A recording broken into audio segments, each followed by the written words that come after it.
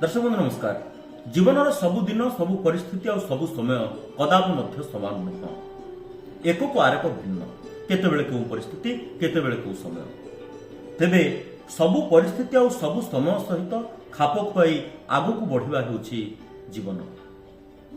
गंजाम खंडशाला को आपनको स्वागत। आज सारा दिन जेहेतु कर्म व्यस्त रहिबा को हेबो, तेणु सकाळ मध्य आ समय मिलेनी जे रांधबाढ़ करिकरी खाइकरी गंडे जीवाकू, किंतु भोकरे रहिबाकू हेबनी। घरु बाहरिबा आगरु आधार गंडे पड़िबार होछि विधेय आमर नियम।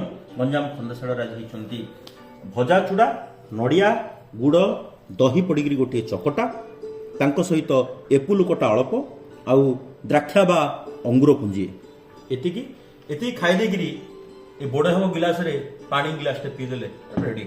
नमस्कार।